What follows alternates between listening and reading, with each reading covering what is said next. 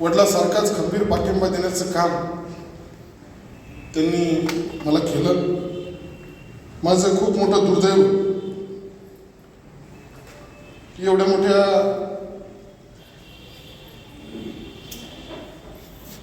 अत्यंत शिस्तशीर आणि खंबीर पाठिंबा देणाऱ्या नेतृत्वाच्या संपर्कात मी फार उशिरा आलो आणि आल्यानंतरही फार कमी काळ मला त्यांचा सहवास त्या ठिकाणी लाभला.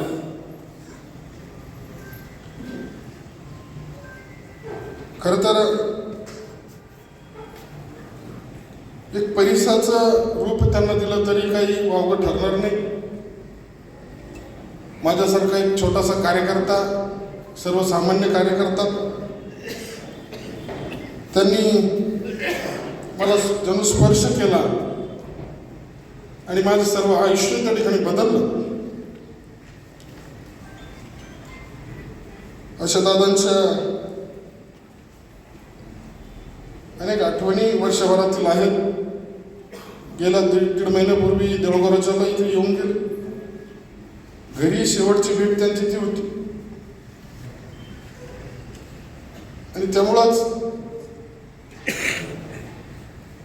28 तारखेला जी घटना झाली तर खरं असं वाटत होतं की थोड्या वेळानं दादा येतील टीव्ही समोर आणि सांगतील मी सुखरूप आहे. लोकांचा गैरसमज त्या ठिकाणी झालाय. विश्वास त्या घटनेवर बसत नव्हता.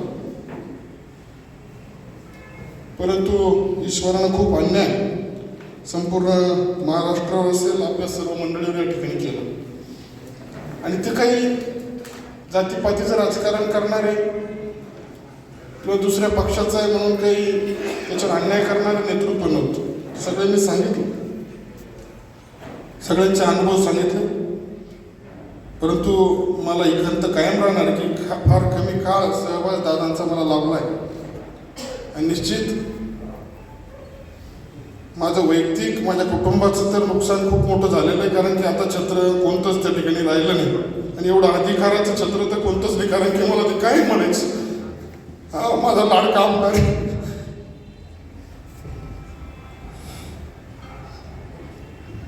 दादांना आपल्या सर्वांच्या वतीनं भावपूर्ण श्रद्धांजली अर्पण करतो.